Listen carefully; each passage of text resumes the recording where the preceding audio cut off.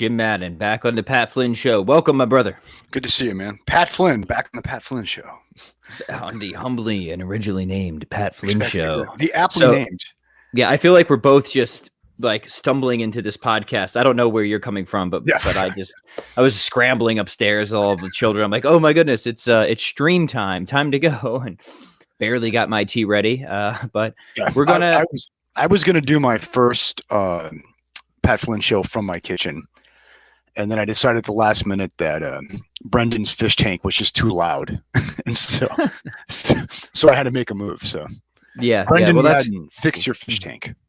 Fix your fish tank. Yeah, no, we got to get, by the way, gentle listeners, we're going to talk about this new workout creation that Jim has, the workout you don't need to think about. That's the theme. So stay tuned. And we are live streaming. So we'll see if we can have some time to answer some questions as we go along or at the end. But Jim, at some point we do have to get Bob the Chameleon in. Whoa, what happened to Jim? He just totally disappeared from the stream. Oh my goodness. All right. Well, we're going to give him a few minutes to come back. There he is. Cool. Sorry about that. Oh my gosh. I was talking to you and then you just completely vanished. And now you're. So I told you that, that Brendan needed to fix his fish tank. And then you had something. Yeah. I said at some point we have to bring in Bob the Chameleon. Yes, definitely. Yeah, we will do that. Yeah, he was mocked by a cricket yesterday. A cricket got on him and he couldn't get him off. And, yeah, that was hella stressful. You sent me the videos of Bob sitting there, the cricket's on his back. Man, that was like the Predator all over again. Yeah. Bob is a paper tiger, man. Like he gave his back up to the cricket. He couldn't get out. I mean, it was terrible. Right on, dude. So, but yeah, before we get into it, how's your day going? What are you drinking? You got some a little coffee, some fattened coffee, or is that skinny coffee? Just a little touch of cream in there. A little touch of cream in there. Yeah, right. I have a thing whenever I order coffee, they always ask if you want room for cream, and I say no, and they're always perplexed when I go and I get creamers to put in it. And I always explain to them, like, well, look, because if I say room for cream, you're going to give me half a cup, right? And so I just want like one little shot in there. I'm not trying to make a milkshake. So yeah, right. My wife makes milkshakes. I'm like, you don't drink coffee, you drink cream with a little coffee flavor. Yeah. And that's fine. I mean, I'm milkshake people. You're fine. Yeah. Power to you. It's decadent. I just saw this come up and I want to address it.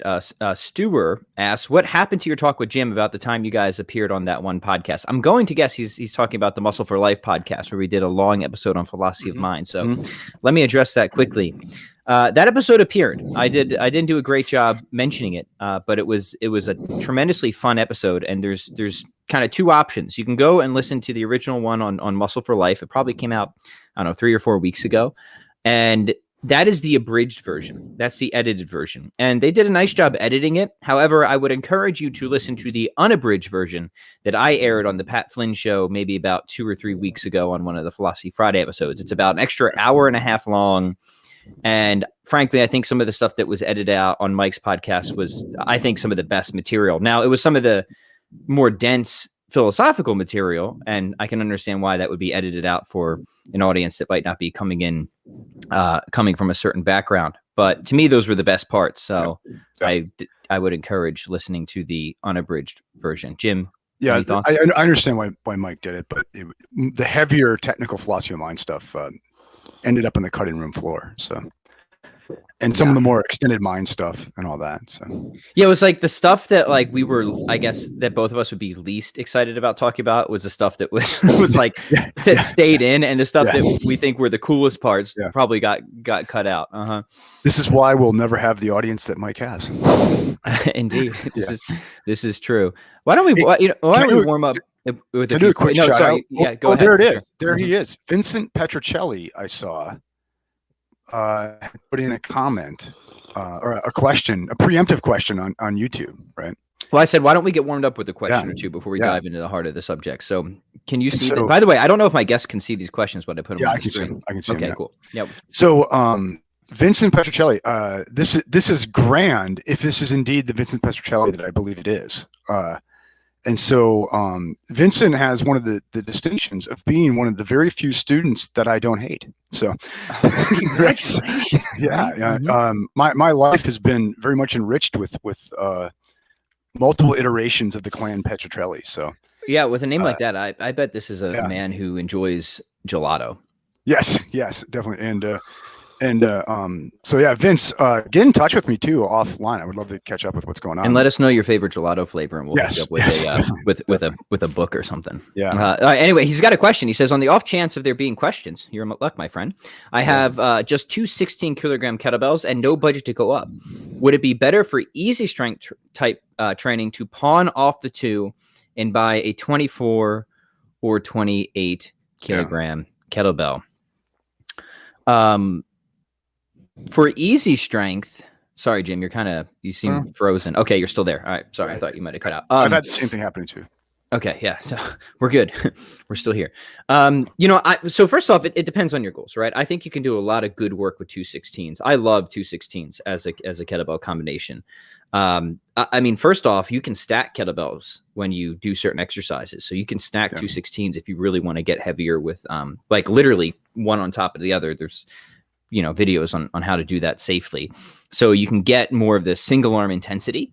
Now it's going to be a pretty big leap, but you can be creative with your programming. You can do get-ups, partial reps, stuff like that. Plus with the 216s, you're going to have a really nice combo for just, I think, general double kettlebell complex work as well, which will cover a lot of bases in terms of general strength, muscle, conditioning. So I would say work what you have first. You could even do an easy strength type protocol with that, and I think get some quite good results as long as you're willing to be a little bit creative on how you reach certain intensity levels, rather than just pawn it off and grab. I would say hold on to 216s and then save up to get a 28. That's important. Onnit has a program you can buy for $10. That's 10 workouts built around double kettlebells. And the guy doing the program is huge, and he's using a pair of 16s. And you'll see him; he is working pretty hard at certain points in these videos. So, one thing I think you could really get a lot of. In Vince, I know you're a pretty big guy, but I think you need less weight than you think for this probably. And I think with doubles you could get a lot done. One reservation though. Vince had a follow-up question on YouTube on this, mentioned that he is training BJJ. And I would be sensitive to how often you're training. If you're on the mat, say every day, or you're on the mat, 5 days a week, and you're really getting after on the mat, I would lean more towards getting the 28 than you could just do a really super easy strength, low adrenaline, grindy kind of thing that I find it's gonna be much more forgiving from when you're on the mat. Okay, so for me, a part of it, I'd be sensitive to how often you're training jiu-jitsu, and of course you are a young man, so you can get away with a lot.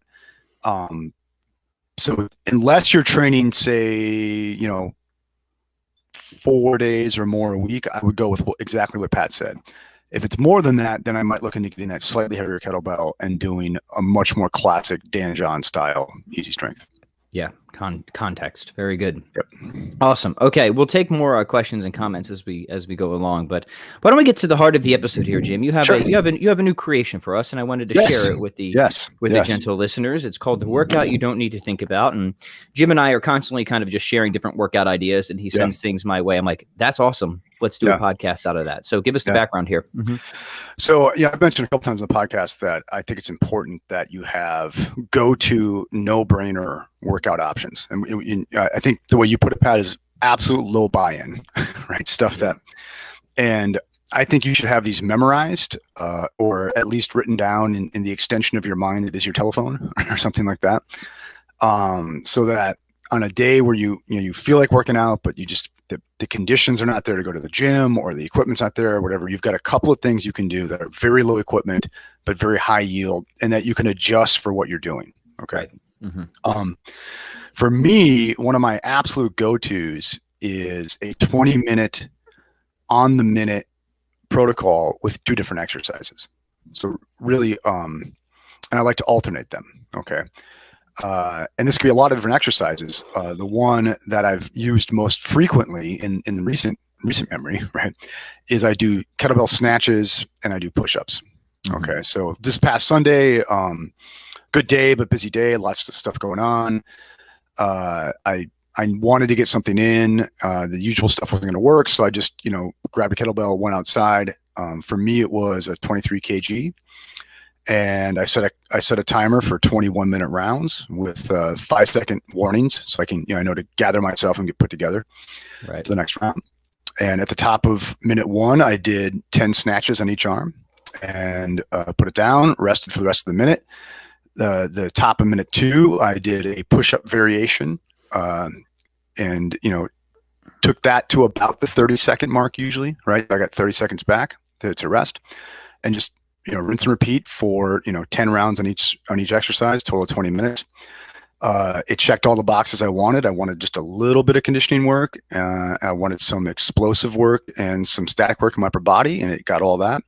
In and out, push up in the snatch, didn't have to think about it. A good thing. Yeah, I love the push up and snatch combo, because you're pretty much hitting everything that you want to, right? With the snatch, you're going to get the explosive lower body, but you get the pulling component too. Yes. Which is, I think, often underappreciated. I mean, sometimes, it's a common question. People say, well, what do you get from the snatch that you don't get from the swing? And I think there's two, let's say three big things, right? One is in terms of just, athletic skill development, you add the element of force redirection. So the swing teaches you force production and force reduction, but the snatch teaches you force redirection. Very important skill in general. So I think you get that. But number 2 is you get the pulling component. So you do get the, you get the upper back, the bicep action, and you get the overhead component. And those are three, to my mind, those are 3 very worthwhile things that definitely merit going beyond just swings. Of course, build the foundation with swings, and swings will always have their place. They're always darling and precious. But the snatch does come with a unique set of benefits that are, I think it's worth having them in your training protocol to some degree. And then the push-up is your classic gym class exercise that I will never get tired of. Now, you were very generous, Jim. You filmed a video. It's a secret video of different push-up variations. And what I'm going to do at first is it cool if I share this in the chat? Yeah, please do. And this is a secret video because it's unlisted. So this is a special gift for all you podcast listeners. Yes. It is a gift of the different push-up variations Jim was playing around with. But why don't you give us a little verbal description, Jim, if you don't mind, of some of the variations you like to throw into the mix. Just right over the video, or just right before we go to it? Yeah, right now, because the way I'm thinking of it is I'm trying to appreciate that not everybody will be watching, and there will be podcast listeners. So let's just talk through it. So one thing, I want to be clear about these. When I say 20-minute on the minute workouts, what comes to mind with a lot of people for that is going to be, it's a, the every minute on the minute protocol is like, kind of a classic CrossFit beatdown, right?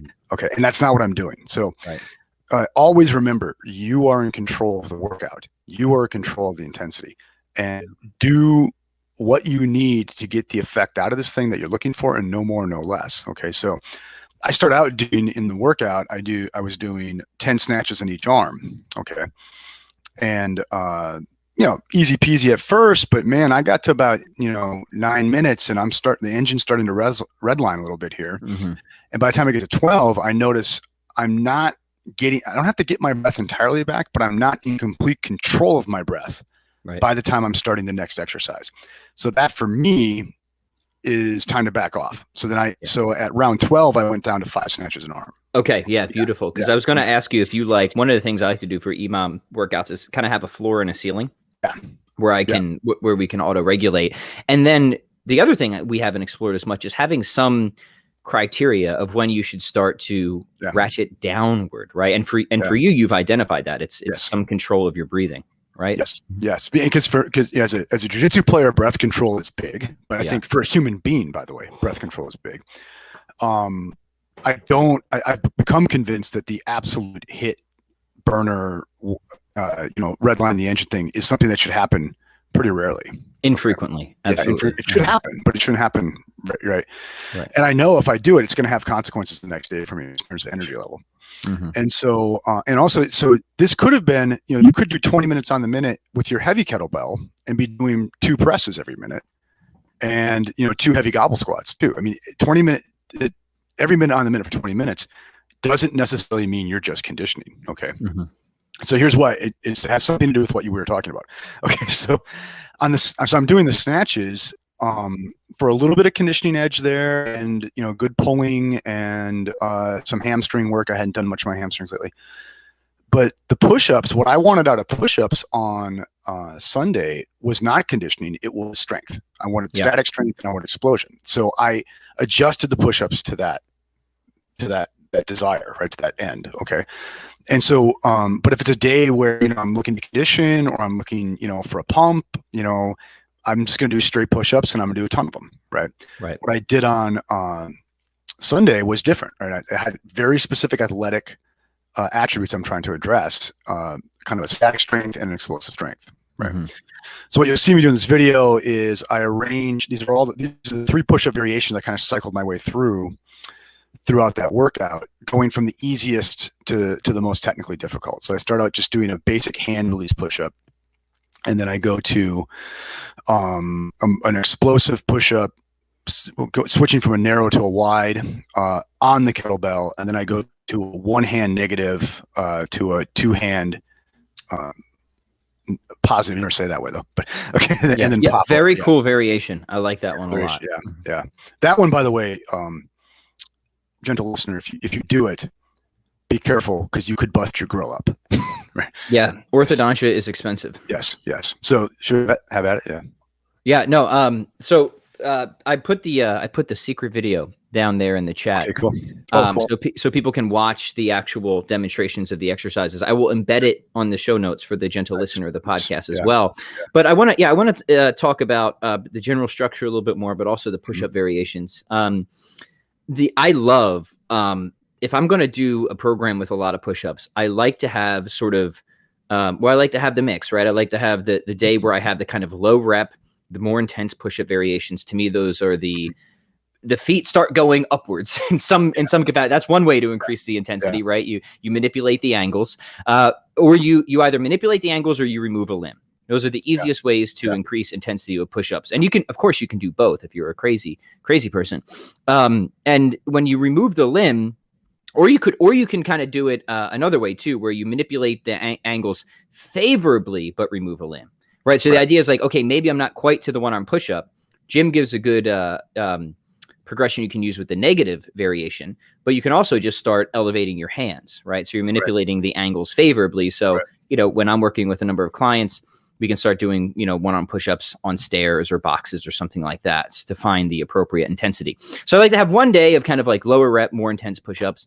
I like to have another day of just like the really high rep push-ups. I think there's a lot of value to that in terms of not just muscle endurance, but they just feel fantastic for the joints and stuff as well.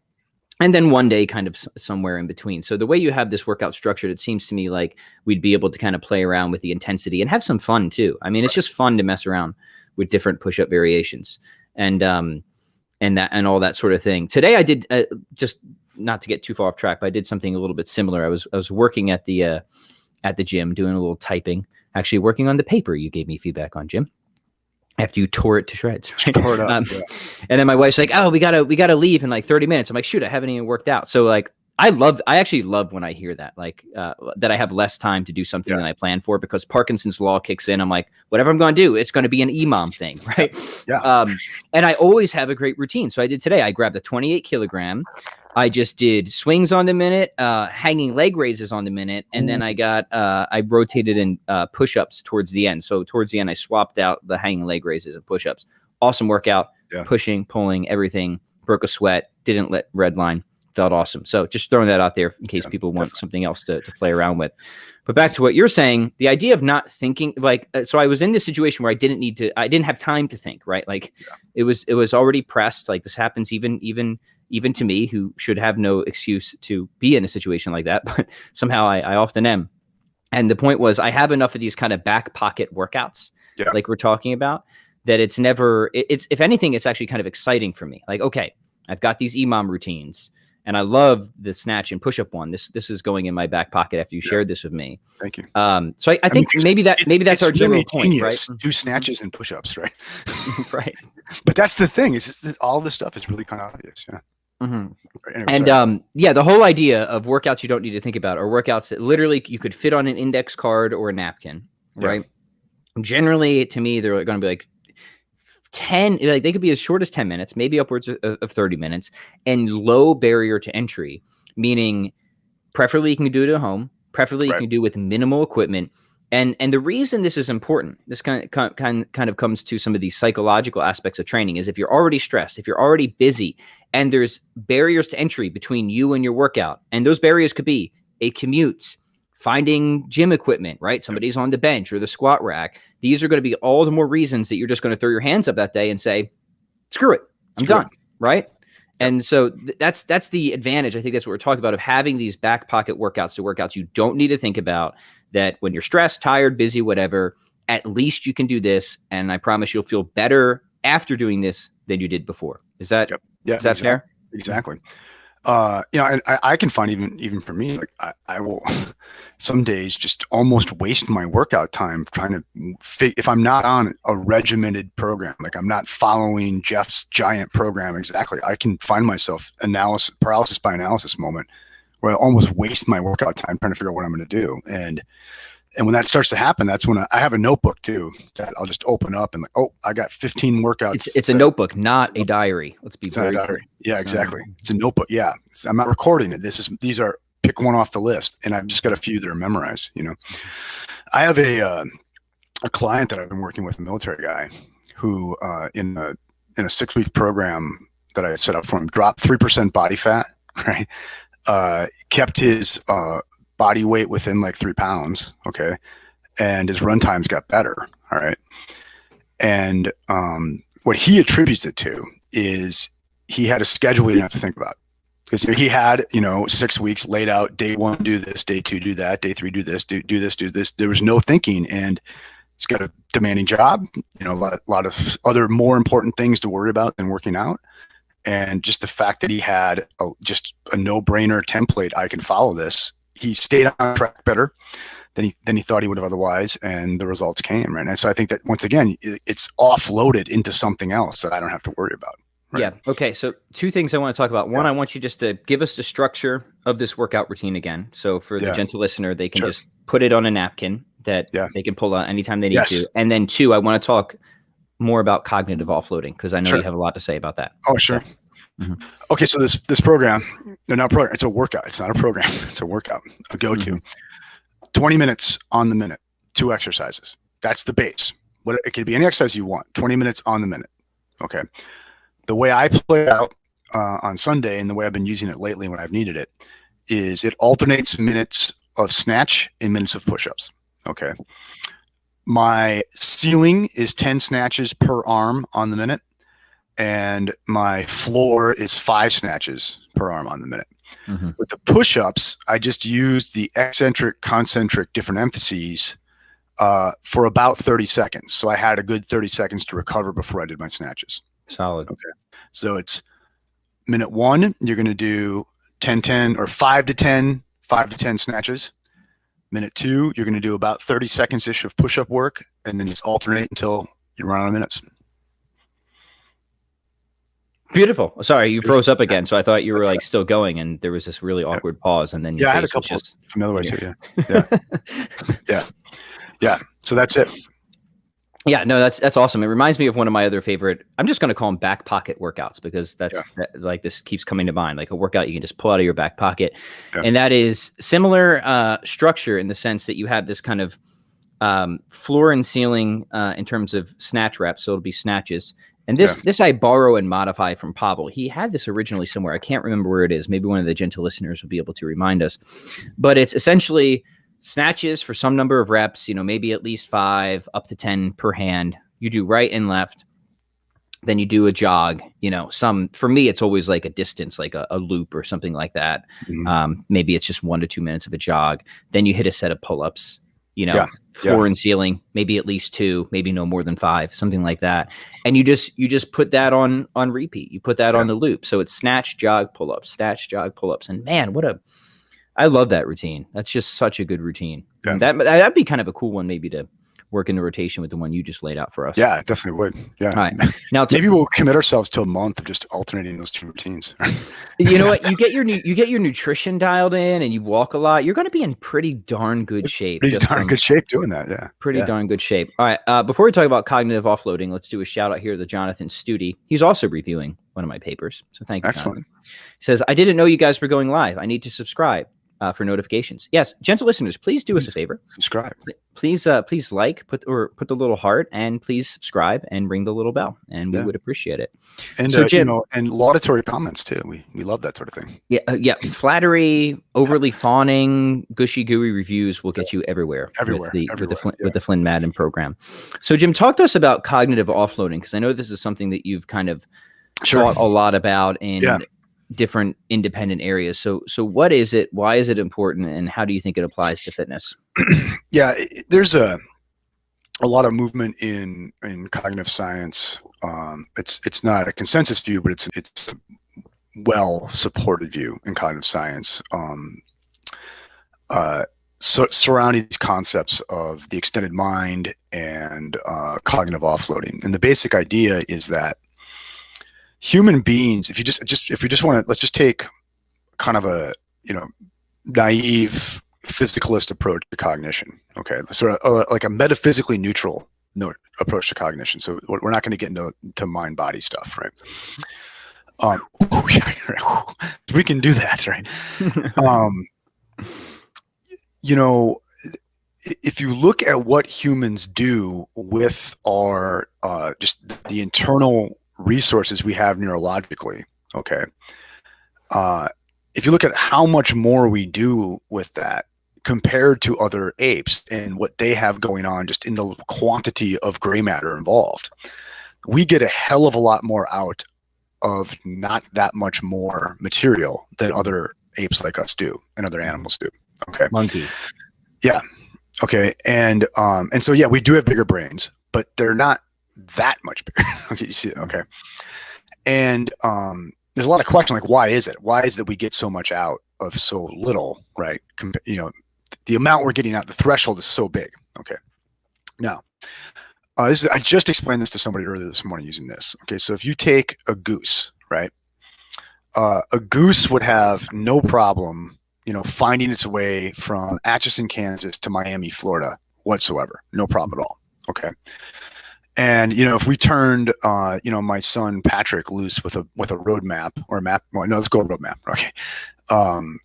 Or a mapping app. Even. No, let's get mapping app's fine. Okay. Or just road signs. He'll find his way to Miami too. Okay. So both the Patrick and the goose are going to find their way to Miami. Okay. The problem is for the goose is the mechanism that lets it be able to find its way to Miami pretty much exhausts, or it takes a huge chunk of its total cognitive package that it can do. Mm-hmm. Okay. Because all the stuff has got to go on internal to it. Okay. Right. Whereas if Patrick, my son Patrick, is going to find his way to Miami, all the information, most of the processing, most of the decision making, most of the cognition is actually offloaded into road signs. It's offloaded into an app on his phone, or for dinosaurs like me, an atlas. Okay, we rig our environment to bear the information for us, so that we don't have to carry it internal to us in a way that most other animals do. Yes. Okay? Now, a lot of animals are offloaded to some degree, but we are master offloaders. Is that we live in a world of information that is our creation mostly. Okay. That we can form an environment to ourselves in an information-rich way, and that if you start looking for how this works in your daily life, that is really why we run this planet. Okay? Yeah, that's super cool. Mm-hmm. Yeah, as we can adapt an environment to us in an information-rich way. Not just can we build a house, okay, that's adapt the environment to you, but we can build a house in a way that lets the external world become a part of our mind, and I'm willing to say in a perfectly literal sense of that. Yeah. Okay. Mm-hmm. And then and by one, I think that's like one of the really cool ideas. Okay. And so much so I've written a book about it now. Okay. So, but also when I look at what that means for me practically and how I get around the world, is I'm constantly looking for ways to hack my environment in an information rich way, right? Yeah. Forget being a biohacker. You're an enviro hacker. Yeah, enviro hacker, right? And in one small way to do that is I have my go-to workout written down in my notebook that is almost always on my person, right? So I do not have to make a decision about what my workout's going to be on a day that I'm not sure. There it is, it's down, it's written, it's out there. The decision is made for me by my environment, which was of my earlier choosing. I'm not giving up agency here, right? Mm-hmm. And once you start doing this, when you start Pat, you talked about in your recent podcast with the Hebrew hitman. No, the Hebrew hammer. I love that though. Yeah, I'm gonna call him the Hebrew hitman. We also call him Alex My Little Brony. So there's a known jiu-jitsu guy who goes by the name the hillbilly hitman. That's sweet. Yeah. The Hebrew hammer is his preferred Hebrew hammer. Alias, but we'll go with hitman. That's cool. Anyway, yeah. So it's Alex, as it were. You talked about your food environment. Okay. Right. And rigging your food environment for dietary success. I mean, we've mentioned that the jalapeno chip is a stumbling block for me. Okay. I take the jalapeno chip decision out of the mix, right? Like I'm rigging the game. I'm rigging my environment, right? So that bad decision not there. Yeah. And then I rig it with other stuff like avocados and grass-fed steak, lunch today, right? And so now it's easier for me to make the decision because I don't have to make the decision in the moment. The environment is at least making part of the decision for you, if not the full decision. Yeah. So for me, just to be clear, the jalapeno chip, also a big stumbling block. But anything that that it could be properly described by the adjectives of cheesy or poofy. Yes. That cannot be in the Pat Flynn environment. It's gone. Planters cheese ball. Oh my God! They brought back the tin, man. They brought back the original tin. I'm like, what are you guys doing to me, man? No, man. It's like this is the reason. Yeah. Anyway, that's not. You won't find that in Pat Flynn's house for a reason, right? Yeah, they're after me. Yeah. I couldn't believe when they brought back the tin. Yeah, that was I know. Like, no, sick. It's real sick. Yeah, that cannot be in my cognitively arranged environment. Right. Yeah. Right. Anyway, continue. Anyway, so that's it. And so increasingly, what I want to do with everything in my life, right? I mean, to whatever I possibly can in terms of the practicalities of things, is to have my environment set up for me. Right. I'm setting the environment up so that I am thinking with the world I'm in. Right. Yeah. So this links to a point Dan John made, and he was I think he kind of meant it as a dig, but not personally to like celebrities that have these big transformations. And what he said was essentially your point is like part of the reason they seem to be successful is they can offload everything because they can afford to do it, right? They can offload their meals by hiring a personal chef, right? They can offload having to think about how to get to work because they have a personal limousine driver. Like, so just everything is outsourced and outloaded. So, they don't suffer as much decision or willpower fatigue. Right. As the average normal everyday person does. Now, go ahead. No. I mean, as I say, on Sunday, I really wanted to think about Heidegger's essay, Building, Thinking, Dwelling, and I didn't want to think about my workout. Okay, right. That's really what I wanted to free up my mind for. And so one of the ways I did that is I just said, just go do your go-to workout, Jim. And then it'll be done quickly and you don't have to worry about it. And boom, boom, boom, you can go read your Heidegger. I mean, literally that's how it works out for me. Yeah. Yeah. It's freeing up cognitive space. Right. And this is a frequent conversation I've had with my wife, about helping people with fitness programming, where I'm like, gosh, does somebody really need me to tell them to do snatches and push-ups? Right. And my wife always said, yeah, because people don't want to have to worry about it. Right. And I get it. Right. I mean, so what you're getting out of, say, the Pat Flynn's of the world is you're getting a cognitive offload. That's exactly, and like that's explicit with a number of people that I've worked with. Yeah. Like I have people who are, pretty high performers, and they're like, look, I think I could probably figure this stuff out. I might even have it figured out, but I just don't want to think about it. I just want you to tell me what to do, when to do it, and I'll get it done. And I'm like, cheers, man. That's sweet. We can do that. And actually, that is why we run the planet, because what do we do? I can't worry about nuclear physics. I have to unload that on someone else, right? But one of our brethren will check that box for us, right? Mm-hmm. And, not, so that we're that's what, there's an interesting thing, if you're a wolf and you're bad at the hunt, you're going to be left for dead. Okay. Right.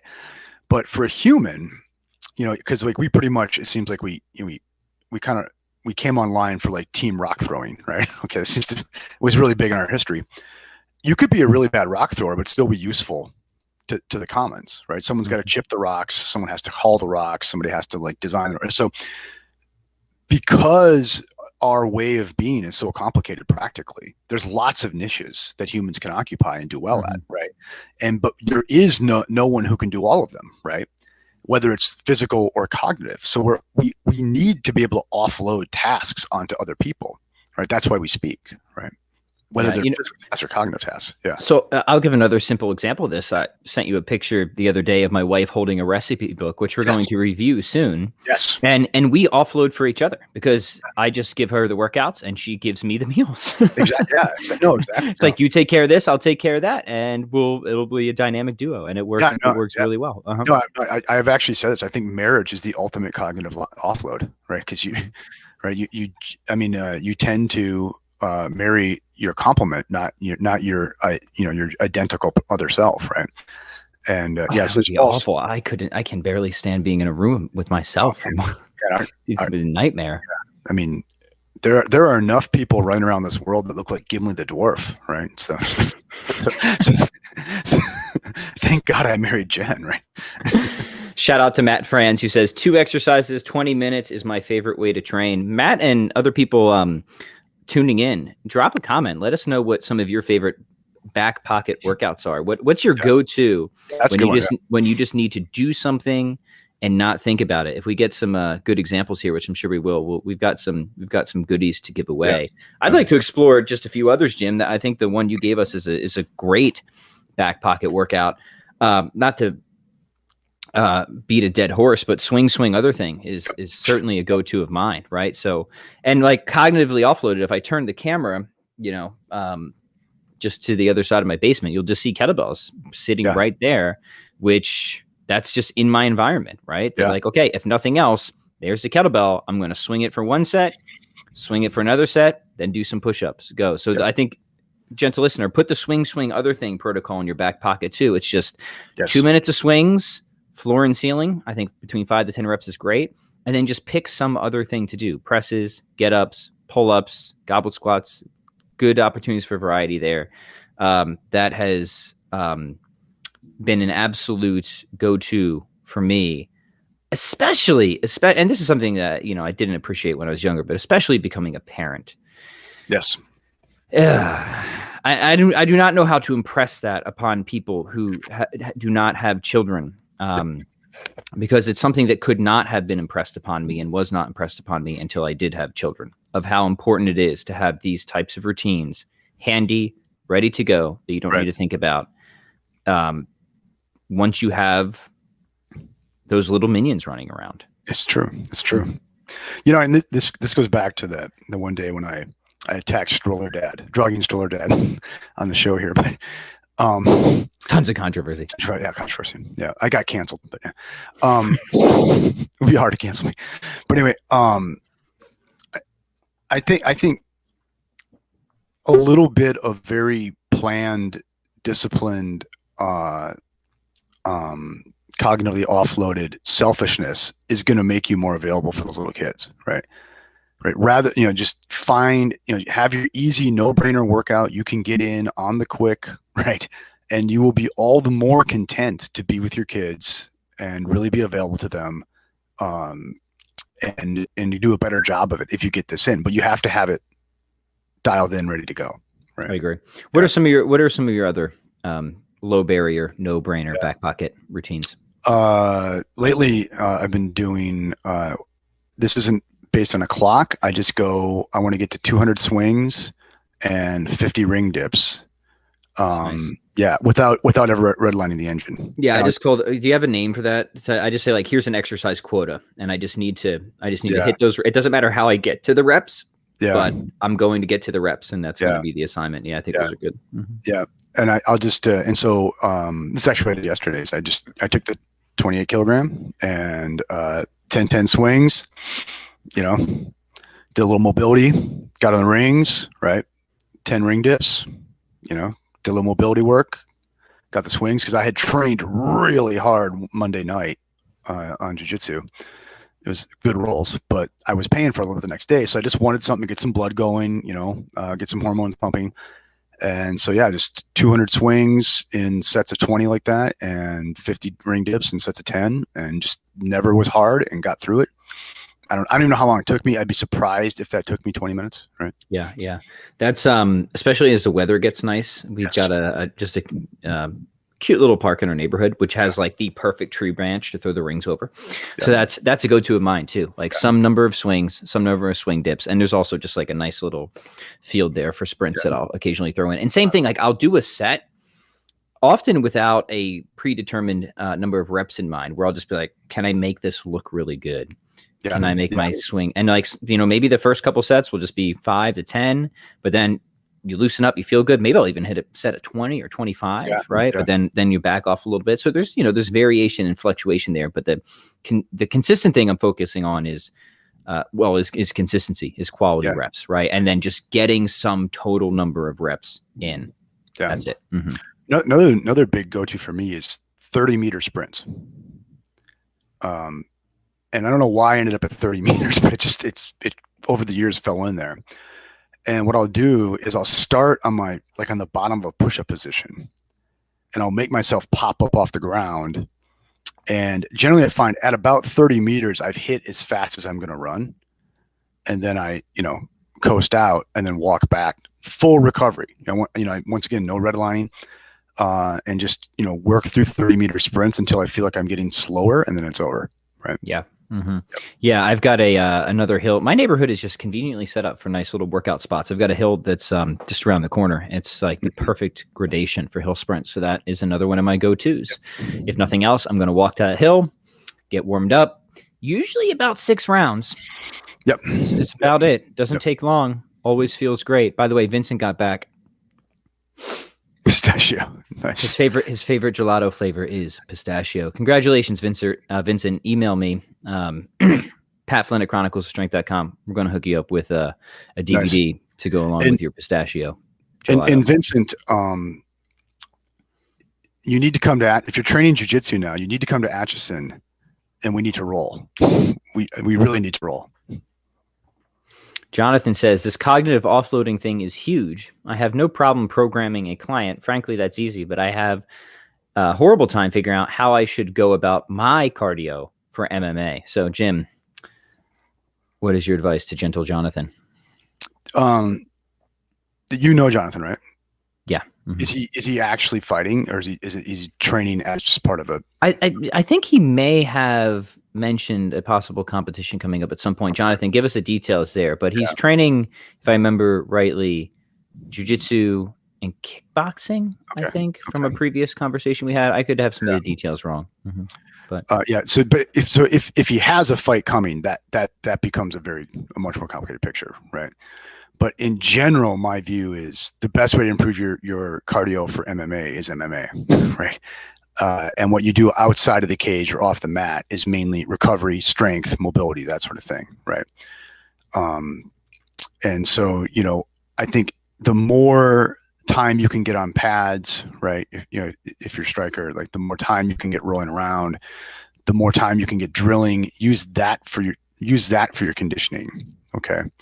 The more sparring you can do, you know, brain health permitting, that's better, right? I would rather in my own competitive, I'm not a striker, right? But my own competitive grappling, I don't think of anything I do off the mat as conditioning. Really getting trying to improve my on the mat endurance. I do that on the mat by rolling more, right? Mm-hmm. What I do off the mat might be about body composition and stuff like that, right? Vanity, but yeah.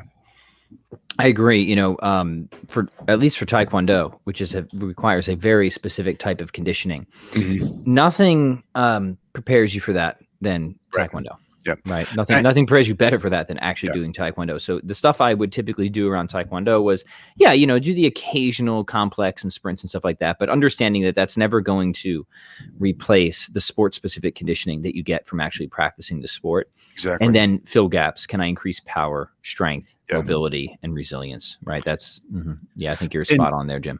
Two points I make though is also so you'll find at the highest levels, like they are doing conditioning off the mat outside of the cage, but that's the highest levels. They've gotten all they can right out of the stuff that they're doing for their competition, and there's probably a lot of overuse problems and stuff that they don't want to put in all those sparring rounds anymore. Okay, good. That helps, Jonathan.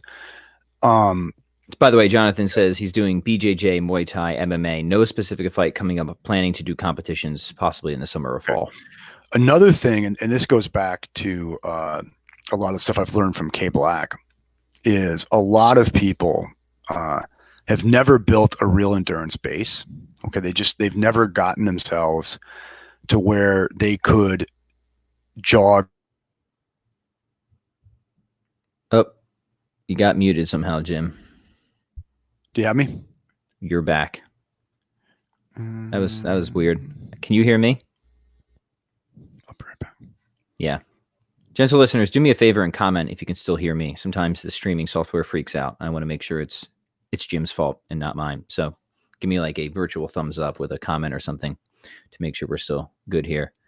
Can you hear me, Jim? You're back. Me? Yeah. Yeah. You got me? Okay. All right. For some reason, your fault, not mine. I think it is. For some reason, it periodically kicks me off. Yeah, it's weird. It's weird. I can only assume it's because my employers are listening. Yeah. So this is a big thing on K Block. Is like a lot of people, whether they're combat athletes or even some military types that in K Block's view, have never really built a good endurance base. They never got to where they could comfortably jog for an hour or comfortably just do a good base pace on a elliptical or something like that for an hour. Okay. And all the time on that is not great. It's not great for your hormone profile and all that. But to have done it and to periodically get to where you can do it, I think is pretty important. Okay. And there is some evidence, right, that by having that very good aerobic base, that's what's going to help you recover between rounds of jiu-jitsu or rounds in a fight or in between intervals in a fight or intervals in jiu-jitsu. Okay. So I would say this to Jonathan, if you've never done that, if you've never just done a good base build, then that's probably something you want to look into. Right. I agree. And it would only take you about 6 weeks, right? It doesn't have to be forever. Right. And if he's interested, contact me and I'll help him out. Yeah. Groovy. All right, let's do some more questions. So, gentle listeners, give us whatever you have. Stewer, if I'm pronouncing that right, says this: my job includes heavy labor, and not only does my back definitely hurt often after work, I also usually feel too exhausted to work out like I used to after work. What would you recommend? I mean, yoga. Do some yoga. Yeah. Don't just do any yoga. Check out the former professional wrestler Diamond Dallas Page. Yeah. And do his yoga. Because why would you do anything else? Yeah, right. Yeah, Diamond Dallas. Right? It's Diamond Dallas Page. Yeah. And I'm not being like completely sarcastic. Like I actually think if you're going to do yoga, like might as well get some more entertainment out of it. Mm-hmm. Yeah. No, I mean, and to the question, the listener, the listener asking the question, partly what do you want out of this? If you're just looking to not hurt, right? If you're just looking, to be healthy, then, you're probably the kind of work you're doing is taking care of a lot of the stuff that sedentary, office jockeys like me need to do in our exercise. Okay. And so that's probably taken care of. And now you just need to make sure you're putting your body back together after, the damage is being done with this heavy labor. Right. So yoga, any kind of really good mobility program that's out there. I would check out Original Strength by Tim Anderson. Yeah, it's a really very good cool. one. Yeah, mm-hmm. Yeah. On its 6 body weight program would probably be pretty good for you. Any kind of good concerted, thought out calisthenics would be good. Yeah, we don't have the full background here, but I would also say, pay attention to mechanics form, when you're just at the job, whatever that is. And if you're having trouble having energy after work, just lower the barrier to entry and do it before work. Yeah. I mean, a lot of people don't work out before work because they feel like I have to do an hour and I don't have it. No, you can do 10 minutes. Yeah. And, depending on your situation, maybe something like 10 minutes of swings and Turkish get-ups might be just the thing that will help you feel better at work, strengthen your back. Maybe 10 minutes of swings and get-ups, 5-10 minutes of Diamond Dallas Page yoga. Yeah. We're going to get him on the show. Anybody got a connection with DDP? I will hook you up with all the goodies if you get DDP if you're out there. Yeah, we want you on the show. We'll promote your yoga program for sure. So I would just say that, like, a lot of people just they have too high barriers to entry. I say lower that. Probably you can do at least 10 minutes of something before work. That way you get something done rather than nothing. And I think it's going to be very beneficial for you. 3x3 clean and press with a kettlebell. There you go. Right. I mean, you would feel better doing that. Yeah. And you're not tired for work. You're awake. Yeah. So happy to comment more if you have any further details you care to give us, but hopefully that's helpful to get you started. Actually, he says, shucks, he's hitting the hay over here in Germany. Well, when you wake up, you can leave another comment, but cheers, my brother. All right. Next gentle listener says, please excuse my username. My name is Dio or Deo. One of those, but good to hear from you. My go-to at the moment is armor building complex on 1 minute and snatch or pull up on the other minute. Yeah, that's a cool. That's a cool mix. I can dig that. I think that's good because I think if you try to do armor building straight EMOM, it can catch up with you. Like, I think it's good to have something else in the mix that kind of lets you cool the jets a little bit, especially if you're going relatively heavy with it. So sweet. Like that. Same Dio continues. As an MMA combat sports fan, any thoughts on circuit complexes with kettlebells and heavy bag work? Not training for a competition, just a fan and enjoy practicing striking and kettlebells. So I'll throw out a few ideas, and then Jim, you can throw out yours. My old bare knuckle boxing coach, Brian Petty, God rest him. The first kettlebell exercise I ever did was in relation to this. It wasn't swings. The first time I got thrown into a kettlebell workout, he's like, you're going to go pick up those 2 kettlebells, and they were heavy kettlebells, and you're going to hold them in this position, which was the rack position. I'm telling you what you're going to do. Yeah, no, like that's what Brian did. Like, he was this extremely intimidating man, tall, jacked, lean, bald, scars all over his head because he was a bouncer, and just like, he was a guy that you were just like, yes, sir. Yeah, of course. You are certainly correct. You're certainly correct. Right. Whatever you say. So that's what you did. Right. So heavy rack holds, smash the bag, jump rope, heavy rack holds, smash the bag, jump rope. So again, doesn't replace sparring, but it kind of mimics it, like the clinching, the strikes, the active recovery. So that's a routine that I've kept just as like kind of a general, just good, feel good conditioning routine, kind of the tight, static, anaconda strength, as Dan John calls it, with the heavy rack holds, some good bag work just for practicing striking and conditioning, and then some active recovery for the jump rope. So something that, whether or not you're actually doing martial arts, I think some sort of combination like that is a pretty cool, just general physical preparedness type of thing. You could even throw swings in there in the mix occasionally. So put that out there for consideration as a back pocket workout. There you go. Yeah. I mean, you could just very easily do kind of a, 30-second interval swings, quick break, hit the bag, I will say one thing though, the listener had said that in the question that, that he or she liked like practicing striking, right? So I would say though, doing striking in the middle of, a kind of a hit type workout might not be really good striking practice. So I would, if you actually want to get good at striking, spend time working on your striking independently of the conditioning stuff.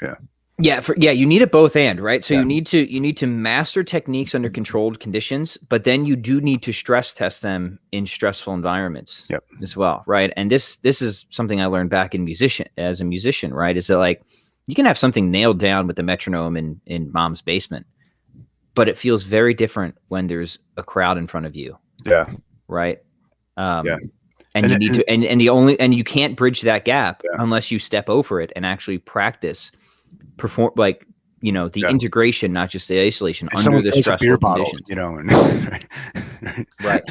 And like same thing with other sports, stuff like that. Like, so you need to master, like, you don't master the technique by completely exhausting yourself before you practice it, right? Like you need to practice it in controlled environments. We talked about this before, Jim, and drill and drill and drill and drill. But then, okay, now can I still land this technique when I'm fatigued in this way or caught in this position that way? And then you start kind of stress testing and seeing where it might break down and stuff like that, right? And the starting line on technique is never the same in the real world as it is in a drill. Right.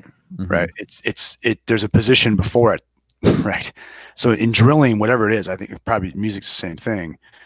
It's like this weird creation ex nihilo scenario where we're just starting arbitrarily at this one point. Right.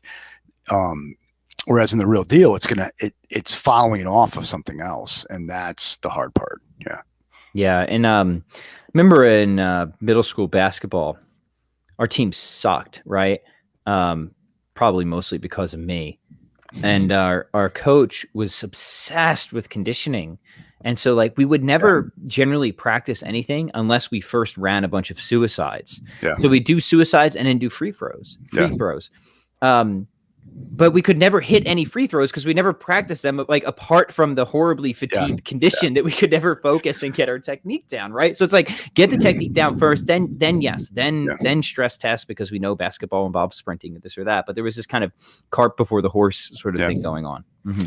My experience, and I would say the same thing with the analog of professors too, is coaches obsessed with conditioning generally don't know much about the sport. They compensate with that. Yeah, they're compensating. They're filling time in practice, right? Mm-hmm. And they've got to find some way to get your respect, and that's to show how hard and tough they are by showing how hard and tough they're. Yeah, Yeah, that's absolutely correct. Right. Right. Yeah. Cool. All right, let's do one more here. Phil says, any thoughts on the latest craze that I've been seeing online lately? It's walking backwards. Is it really beneficial? Well, is this a snake in the room? Yeah, you got to, sorry. No, I mean, yeah. No, I have not. I'm not familiar with this craze. No, is this a thing? I was having a conversation about this with a good friend of mine I train with, who's a smart guy, and he had seen. I think it's the knees over toe guy, who's the claim is that we've all been told that you never ever want your knees to go past your toes. And his claim is because we won't do that, we now have a weak knees and a certain range of motion because of it. And I think one of the things the knees over toe, I'm not sure, but one of the things the knees over toe guy wants you to do is to start addressing this by walking backwards, because that changes the angle on how you use your knees. And I think you're pushing your knees over your toe a little more. Okay. Hearsay. So I've heard, so someone's told me. I have not tried it at all. Right. I am intrigued when someone tells us there's a certain range that the body is clearly capable of achieving, but we should never go into it. We should never go there. Yes. Yeah. We should never go there. And then we all follow into that. And then suddenly we have bad knees. That's intriguing to me. Okay. Now I'm not going out of my way now to do squats on my toes with my knees tracked out over them. With like your maximum back squat weight. Yeah, right. Exactly. Mm-hmm. In the same way that, we were told for so long, whatever you do in the gym, don't tax your back, like make everything a squat, and it turns out that's really not a terribly good idea. Yeah. And as it turns out, the body adapts, right? It follows a use it or lose it principle. So if you never use something, you never strengthen something, and you're probably more likely to get hurt. So if you got weak ankles, like walk kind of on the sides of your feet occasionally, build the strength up. I kind of take the opposite approach. Like if you're weak in an area, intelligently progress into those positions to strengthen and fortify yourself and intelligently progress. Right. So I think it's perfectly fine to do Hindu squats and hack squats, which knees go way over your toes. I do those all the time, but you don't start there by using the same load that you're using for goblet squats, front squats, and back squats. Right. Right. Yeah. Case in point, I have a guy that I'm working with who's in his 50s and has had lots of back problems. And then talking to him, he was, taught to do like tons of leg presses and squats and stuff while playing high school football, and his whole life was worried about being quadzilla and all this, and never, treated his back like it was made out of glass. I'm like, well, maybe we should work on the posterior chain. Right. And Start out, swings are no go, right? Because his back is pretty fragile. And then we went to the what's Dan call it, the Hungarian goat bag swing. You know what I'm talking about, right? I do. The non-dynamic swing, and that was a little tricky too. And finally, we just went with just deadlifting. And we're talking, a 16 kilogram kettlebell here, okay? But man, has that helped us, man? That has really helped us, man, right? And just finding a way to progress back to find a way to work that neglected area, but without trying to deadlift the gym, right? Yeah, that's sweet. Okay, good stuff. As we wrap up here, Jim, what do you got coming down the pipeline for us? We are moving toward the fitness and philosophy oriented website. I think late spring, early summer, that will be up. So awesome. Gentle listeners, keep that in mind. And other than that, I have no speaking coming up. I got to bring this semester to an end here, teaching wise. Still looking forward to my son coming home and leave for a while. So that's about it for us. Yeah. Beautiful. Well, gentle listeners. All right. Final petitions. Please do like, comment, subscribe, share. I know you get sick of me asking for it, but those reviews and the shares, they help us keep the lights on. The light. I have one light for the Pat Flynn Show. And that's what keeps it on is your love and your reviews. So please do. I could lose it any second. Right? Yeah. It could. This show could go. Like, boom, gone. Yeah. Like it could be gone. Yeah. So please help us out with those likes, loves, shares, subscribes, all that. And we will catch you next time on the old Pat Flynn Show. Peace. It's a never